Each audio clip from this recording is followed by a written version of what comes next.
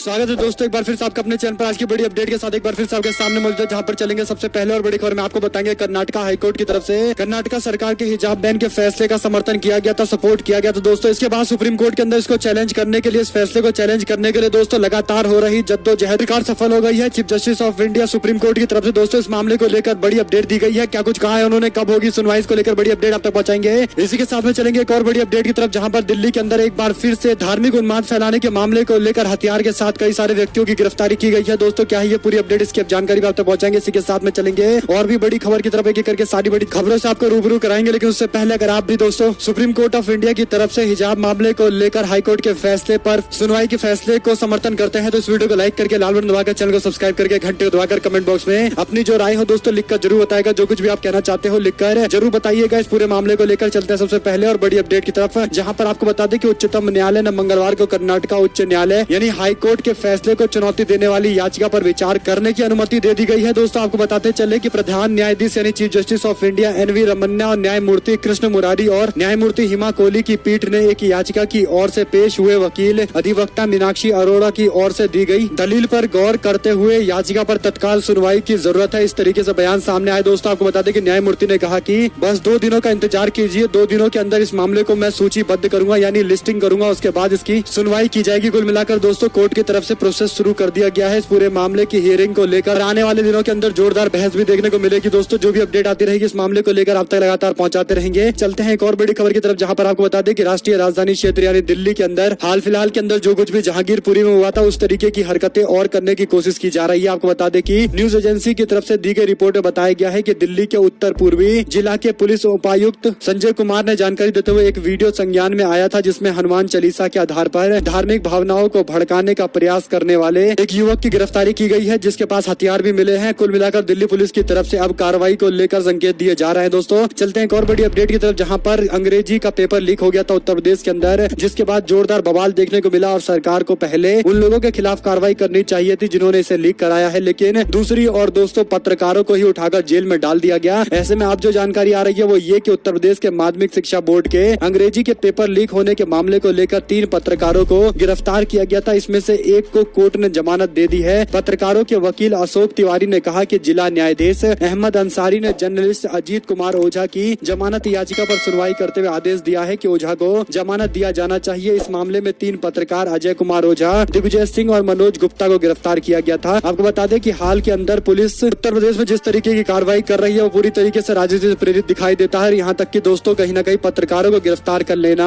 अपने आप में कई सारे सवालों को जन्म देता है, लेकिन जिला मजिस्ट्रेट की कार्रवाई को लेकर लोग तारीफ कर रहे हैं। और इस तरीके से चलते एक और बड़ी खबर की तरफ, जहां पर गुजरात के वडगाम से निर्दलीय विधायक जिग्नेश मेवाड़ी की जमानत अर्जी पर असम के बारपेटा की अदालत ने जमानत याचिका को खारिज कर दी है। पुलिसकर्मी के साथ मारपीट के आरोप में गिरफ्तार मेवाड़ी को कोर्ट ने 5 दिनों के लिए पुलिस रिमांड पर भेज दिया है। मंगलवार को असम पुलिस ने बारपेटा जिले के अंदर एक स्थानीय अदालत में पेश किया था और इस दौरान दोस्तों सुनवाई हुई, लेकिन सुनवाई के दौरान जमानत नहीं दी गई है और याचिका को खारिज कर दिया गया है। दोस्तों इससे पहले उनको गिरफ्तार कर लिया गया था। अचानक से जमानत मिलने के बाद यानी एक मामले में जमानत मिल गया तो दूसरे मामले में पुलिस ने गिरफ्तार कर लिया और इस मामले में जमानत लेने के लिए गए तो याचिका खारिज कर दी गई है। एक और अपडेट की माने तो कांग्रेस पार्टी के पैनल ने बड़ी कार्रवाई करते हुए 2 बड़े नेताओं को अपने पद से हटा दिया है। दोस्तों ऐसे में जो बड़ी अपडेट आ रही है वो ये कि कांग्रेस पार्टी के ए.के. एंटनी की अध्यक्षता में बनी अनुशासनात्मक कार्रवाई समिति ने मंगलवार को पंजाब कांग्रेस के वरिष्ठ नेता सुनील जाखड़ को संगठन से 2 साल के लिए निलंबित कर दिया है। समिति ने भी ये सिफारिश की कि केरल के वरिष्ठ कांग्रेस पार्टी के नेता के.वी. थॉमस को भी पार्टी के अंदर सभी पदों से हटा दिया जाना चाहिए। अब इस पूरे मामले को लेकर सोनिया गांधी कार्रवाई करने वाली है, लेकिन एक बात तय है कि कांग्रेस पार्टी ने पहली बार इस तरीके से कार्रवाई करके नेताओं को हकीकत दिखाने की कोशिश की है, खासकर उन नेताओं को जो बड़े बड़े पदों पर है, जिनसे पार्टी के कार्यकर्ता सीखते हैं। लेकिन जब अपनी पार्टी का ही विरोध ये लोग करते हैं तो कहीं न कहीं पार्टी के लीडरशिप से लेकर छोटे पार्टी के कार्यकर्ताओं में भी एक नाराजगी देखने को मिलती है और इस तरीके की हो रही कार्रवाई कहीं न कहीं एक संकेत जरूर दे रही है। दोस्तों चलते हैं एक और बड़ी अपडेट की तरफ, जहां आपको बता दें कि देश के अंदर कई हिस्सों में लाउड स्पीकर पर हनुमान चालीसा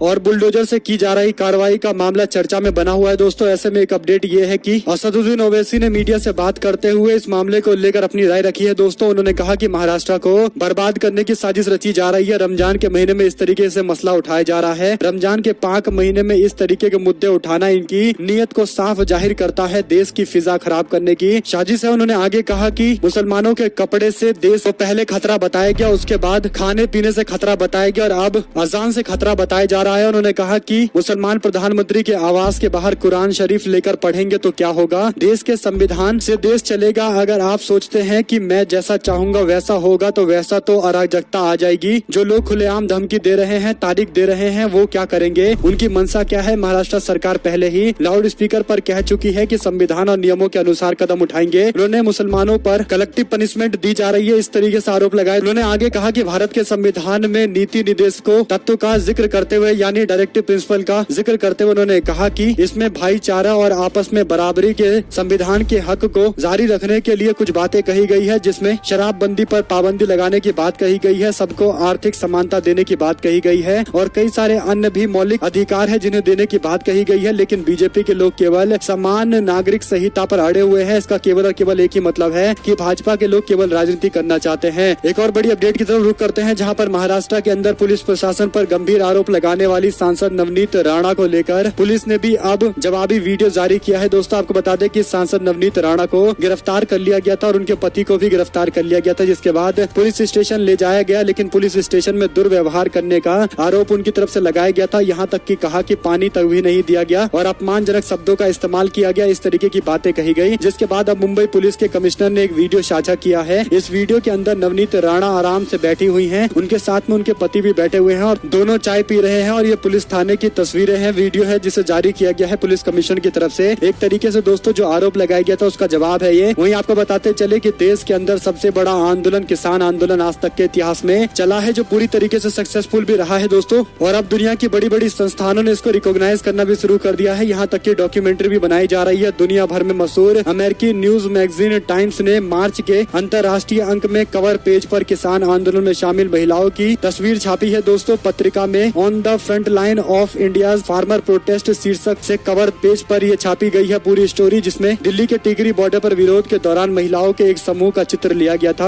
आपको बताते चले कि टाइम्स पत्रिका की ओर से अंदर दिए गए शीर्षक में कहा गया कि हमें डराया नहीं जा सकता और न ही खरीदा जा सकता। इस तरीके से पूरा एक स्टोरी लिखा गया है जो ऐतिहासिक भी है और आने वाले कई पीढ़ी के लोग इसको याद भी करेंगे। और इस तरीके से दोस्तों टाइम्स की तरफ से दिए गए इस सम्मान पर आप लोग क्या कहना चाहेंगे, लिखकर जरूर बताएगा। चलते हैं एक और बड़ी अपडेट की तरफ, जहां पर केरल के अंदर पुलिस ने सोमवार को राष्ट्रीय स्वयंसेवक संघ से जुड़े हुए 2 कार्यकर्ता की गिरफ्तारी की है और रविवार रात अल्पुजा के पास मन्नाचेरी के अंदर इन लोगों को गिरफ्तार किया गया है। आपको बता दें कि आरएसएस के 2 कार्यकर्ता जिसमें सुमेश उर्फ बिट्टू और श्रीनाथ को गिरफ्तार किया गया है। इन दोनों के पास हथियार भी बरामद हुए हैं। इससे पहले दोस्तों केरल के अंदर हिंसा, जो पॉलिटिकल हिंसा देखने को मिलती है, जिसमें किसी न किसी पॉलिटिकल पार्टी के कार्यकर्ताओं का मर्डर तक कर दिया जाता है, जिसमें आरएसएस और लेफ्ट के बीच में सीधी लड़ाई देखने को मिलती है। और अब इस मामले को लेकर गिरफ्तारी की गई है, हथियार भी बरामद किया गया है। चलते हैं एक और बड़ी अपडेट की तरफ, जहां पर निजामुद्दीन मरकज फिर से खोले जाने के मामले को लेकर दिल्ली की आम आदमी पार्टी सरकार से जवाब मांगा गया है दोस्तों। दिल्ली हाईकोर्ट की तरफ से दिल्ली हाईकोर्ट ने निजामुद्दीन मरकज दोबारा खोलने को लेकर दायर याचिका पर सुनवाई करते हुए केंद्र सरकार, आम आदमी पार्टी की दिल्ली सरकार और दिल्ली पुलिस से शुक्रवार को 10 दिनों के लिए फिर से खोलने की मांग पर इन सरकारों से जवाब तलब किया है। इनसे जवाब मांगा है कि आप लोग का क्या कुछ कहना है दोस्तों। वहीं पर आपको बताते चले कि कांग्रेस पार्टी में शामिल होने के प्रस्ताव को ठुकरा चुके रणनीतिकार प्रशांत किशोर के कांग्रेस पार्टी में शामिल होने की बातों पर पूरी तरीके से विराम लग गया है। प्रशांत किशोर ने साफ कर दिया कि वो कांग्रेस पार्टी में नहीं जा रहे हैं। उन्होंने कांग्रेस पार्टी में शामिल नहीं होने की बात कही। कुछ घंटे के बाद प्रशांत किशोर ने पंजाब कांग्रेस के पूर्व अध्यक्ष नवजोत सिंह सिद्धू से मुलाकात की। नवजोत सिंह सिद्धू ने सोशल मीडिया पर प्रशांत के साथ अपनी तस्वीर साझा की है दोस्तों। नवजोत सिंह सिद्धू ने लिखा कि शाम को आज मुलाकात हुई है प्रशांत किशोर के साथ में। उन्होंने आगे लिखा कि मेरे पुराने दोस्त पीके के साथ आज एक शानदार मुलाकात हुई। पुरानी शराब, पुराना सोना और पुराने दोस्त अभी सबसे अच्छे हैं। वहीं आपको बताते चले कि प्रशांत किशोर ने भी कांग्रेस पार्टी में शामिल होने के प्रस्ताव को ठुकराने वाली जो खबरें आई उस पर जवाब देते हुए कहा कि मैंने एम्पावर्ड ग्रुप के हिस्से के रूप में पार्टी में शामिल होने और चुनाव की जिम्मेदारी लेने के कांग्रेस पार्टी के प्रस्ताव को अस्वीकार कर दिया है। मुझे लगता है कि मेरे बजाय पार्टी को नेतृत्व और सामूहिक इच्छा शक्ति की जरूरत है ताकि परिवर्तनकारी सुधारों के माध्यम से संरचनात्मक समस्याओं को ठीक किया जा सके। बता दें कि बीते 2 हफ्ते से प्रशांत किशोर और कांग्रेस पार्टी के हाईकमान के बीच में बातचीत जारी है, लेकिन कांग्रेस पार्टी के वरिष्ठ नेताओं ने एक रिपोर्ट बनाकर दी थी, जिस रिपोर्ट के तहत प्रशांत किशोर को खुला हैंड देने से मना किया गया था। और इसके बाद सोनिया गांधी ने फैसला लेते हुए एक एम्पावर्ड ग्रुप बनाया है, जिसमें शामिल होने के लिए प्रशांत किशोर से कहा गया था। लेकिन प्रशांत किशोर ने इस प्रस्ताव को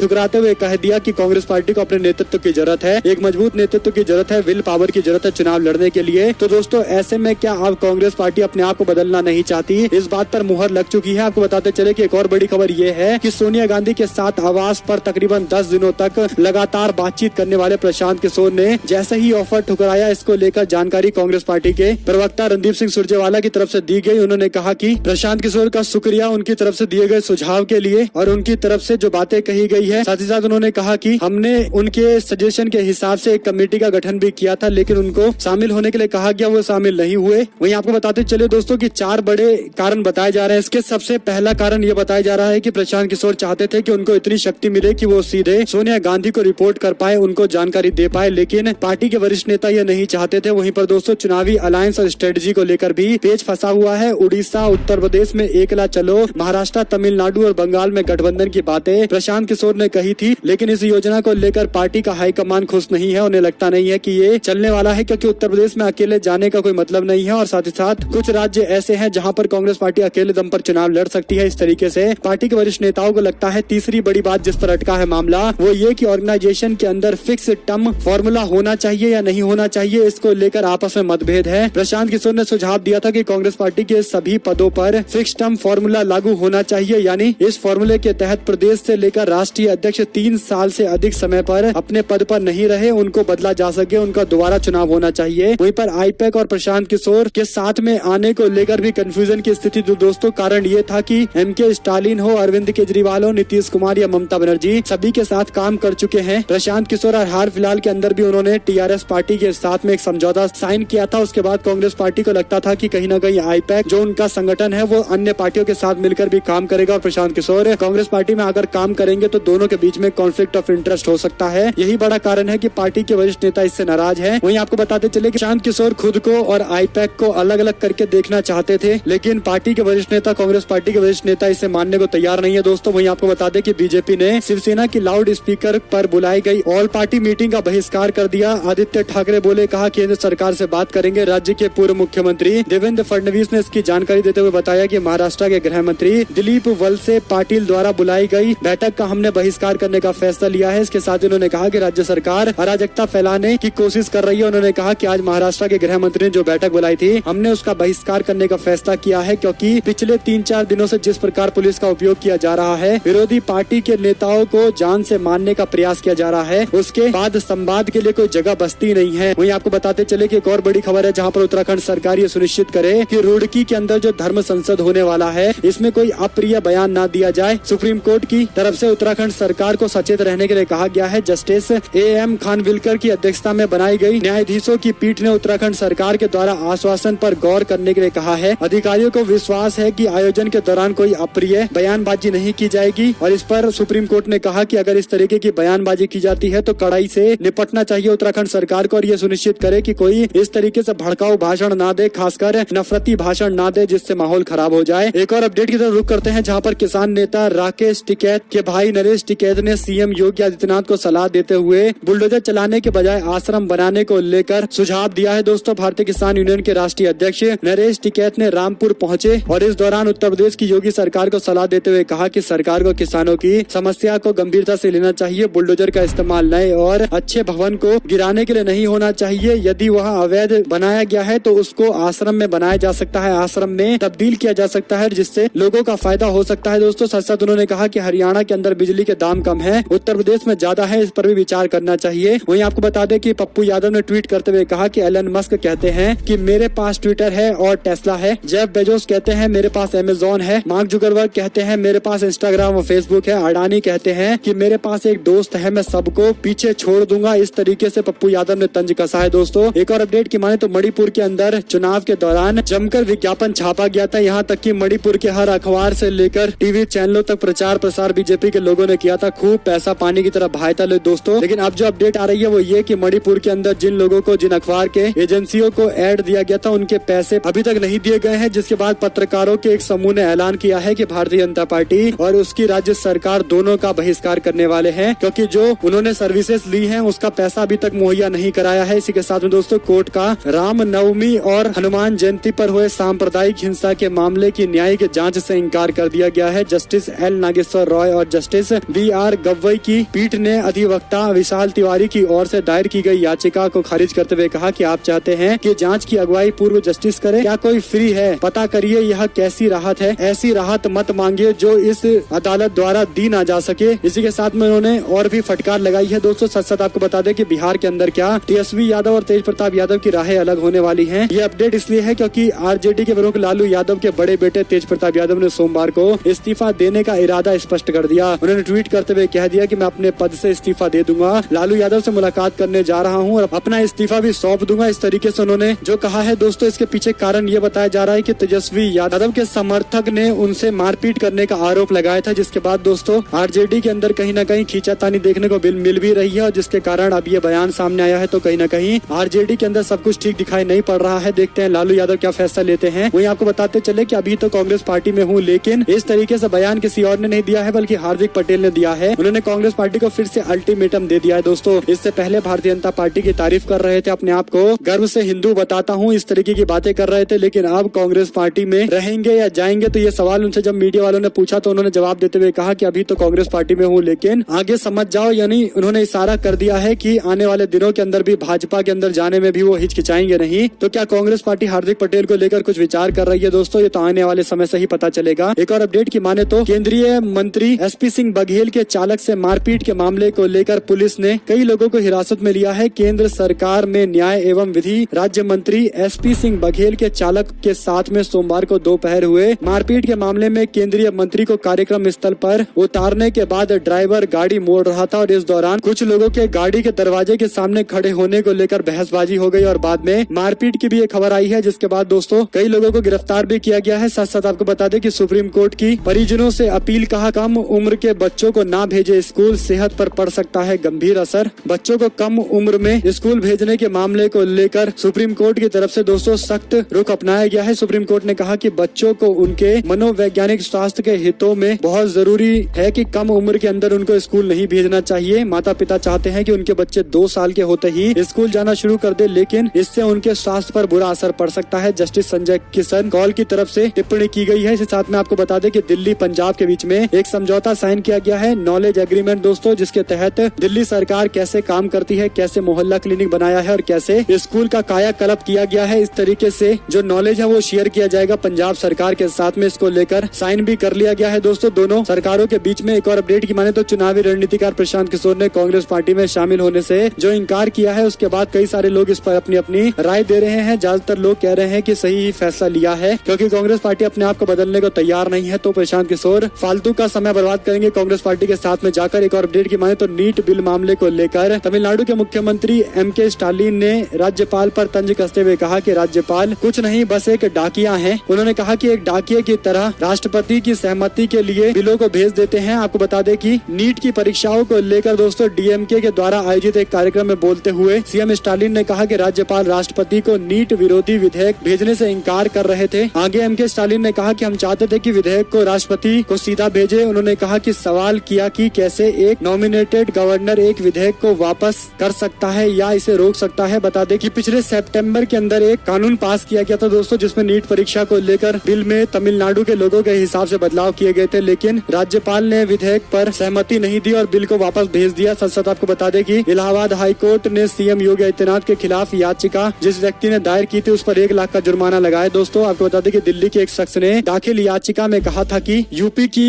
32 करोड़ आबादी के बीच सीएम योगी आदित्यनाथ के कई नामों को लेकर संशय बना रहता है। चुनाव में नामांकन के समय आदित्यनाथ पुत्र अवैधनाथ लिखा गया, जबकि चीफ सेक्रेटरी के ट्विटर हैंडल पर महंत योगी आदित्यनाथ जी महाराज लिखा गया है, तो कहीं अजय सिंह बिष्ट व आदित्यनाथ योगी लिखा गया है। इस तरीके से कई सारे नाम है जिसको लेकर जनता के मन में दुविधा है। इस पर कोर्ट ने सरकार से नाम ठीक करने के लिए कहा और साथ साथ 1 लाख रुपए का जुर्माना भी लगा दिया। दोस्तों वहीं आपको बता दें कि डिप्टी सीएम केशव प्रसाद मौर्य के बेटे योगेश के साथ हुई मारपीट के मामले को लेकर कई लोगों को हिरासत में लिया गया और इस मामले को लेकर ये अपडेट है कि डिप्टी सीएम केशव प्रसाद मौर्य के बेटे योगेश ने वापस किया खुद पर हमला करने वालों से केस, बोले परिजन रो रहे थे। वहीं पर दोस्तों योगी आदित्यनाथ ने बुलाई मंत्रियों की बैठक, कहा जितने भी मंत्री हैं सभी अपनी संपत्ति का ब्यौरा वेबसाइट पर दे और सभी अधिकारियों से भी ये बातें कही गई है। इससे पहले भी कहा गया था, हालांकि इसका कुछ अंतर देखने को मिलता नहीं है क्योंकि भ्रष्टाचार के कई मामले योगी आदित्यनाथ के 1.0 में भी देखने को मिला था। दोस्तों आम आदमी पार्टी की तरफ से एक के बाद एक कई सवाल भी खड़े किए गए थे, बाद में कई सारे FIR भी हुए और जबरदस्त बवाल भी हुआ था। यानी भ्रष्टाचार तो हर जगह देखने को मिलता है, लेकिन इस तरीके से अब IAS अधिकारियों को और साथ में अपने मंत्रियों को कह रहे हैं कि पूरा ब्यौरा देने के लिए, लेकिन मंत्री अगर ईमानदार होते तो आज तक ब्यौरा खुद ही दे दिया होता, लेकिन मुख्यमंत्री मंत्रियों को ये सुझाव दे रहे हैं। देखते हैं कितने लोग इसका पालन करते हैं। वहीं पर कांग्रेस पार्टी ने आखिरकार हिमाचल प्रदेश, जहां पर 4-5 महीने में चुनाव होने वाला है, वहां पर बड़ा फैसला लेते हुए प्रदेश अध्यक्ष का ऐलान किया है। दोस्तों, वीरभद्र सिंह की पत्नी प्रतिभा सिंह को प्रदेश का अध्यक्ष बनाया गया है। चुनाव से ठीक पहले ये बदलाव किया गया है। वहीं पर गोवा के अंदर टीएमसी को बड़ा झटका, उपाध्यक्ष किशोर नार्वेकर ने इस्तीफा दे दिया है। नार्वेकर ने टीएमसी सुप्रीमो ममता बनर्जी को अपना इस्तीफा भेज दिया है। उन्होंने इस्तीफे को लेकर निजी कारण बताया है। हालांकि टीएमसी ने गोवा के चुनाव से पहले जिस तरीके से अलग अलग पार्टी से नेताओं को लेकर चुनाव लड़ा था और एक आध सीटें मिल भी गई थी, लेकिन बीजेपी को सत्ता में वापस आने से रोक नहीं पाई थी और कांग्रेस पार्टी को नुकसान भी कर दिया था। और उसके बाद अब पार्टी के अंदर इस तरीके से नेताओं का बाहर जाने का दौर भी शुरू है। एक और अपडेट की माने दोस्तों, तो कर्नाटका के मंत्री बोले, कहा जून में आएगी कोरोना की चौथी लहर, सभी मुख्यमंत्रियों के साथ प्रधानमंत्री की बैठक होने वाली है। ऐसे में अगर आप लोग को एक भी खबर अच्छी लगी हो तो इस वीडियो को लाइक करिएगा, लाल बटन दबाकर चैनल को सब्सक्राइब करिए, घंटी दबाकर हमारे साथ लगातार बने रहिए। जुड़े से दोस्तों का बहुत बहुत धन्यवाद। आप लोग देख रहे थे आपका अपना चैनल जय हिंद, जय भारत, वंदे मातरम।